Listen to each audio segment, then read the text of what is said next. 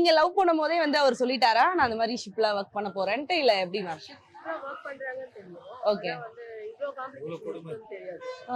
ரொம்ப கஷ்டம் தான். அதாவது என் குழந்தை பிறக்கும் போது என் கூட இல்ல. அவ பிறந்து அவ போட்டோவை பார்க்கறதுக்கு அவருக்கு வந்து ஒரு 13 டேஸ்க்கு மேல ஆச்சு. 23 டேஸ் ஆயிடுச்சு. அப்பதான் ஃபர்ஸ்ட் டைம் பார்க்கிறாரு குழந்தைய. அதெல்லாம் கொஞ்சம் இதுவா இருக்கும். நாம நினைக்கும் போது அவங்க நம்மள கூட இருக்க முடியாது. எதுவும் பண்ண முடியாது, பார்த்துக்க முடியாது. ஓகே. அதே மாதிரி அவருக்கும் நான் இருந்து பார்க்க முடியாது. அவருக்கு உடம்பு சரியில்லைன்னா அவரே தான் அவரை பார்த்துக்கணும். அது கஷ்டம். அதனால அதிகமா 2 பேரும் ஒருத்தர் டிபெண்ட் பண்ண மாட்டோம். ஓகே. அவரால முடியல நான் கிளம்பி போயிடுவேன். என்னால முடியல அவர் கிளம்பி போயிடுவார். இப்போ நீங்க லவ் பண்ண புதுசுலாம் வந்து மெசேஜ் தான். சோ இப்ப டெக்னாலஜி பெருசா இருக்காது, மெயில் அனுப்புவீங்க, மெசேஜ் தான். எல்லாமே பண்ணுவோம். ஓகே. ஏதாவது ஒண்ணுனா என்ன சொல்றது, இப்ப ஃபர்ஸ்ட் இது பண்ணும்போதெல்லாம் ஒரு நாள் 2 நாள் வெயிட் பண்ற மாதிரி இருக்கும். சில நேரத்துல 1 வீக் ஆகும், 1 மந்த் கூட ஆகும். மெசேஜ் ஒருத்தர் கன்வே பண்ணிக்க முடியாது.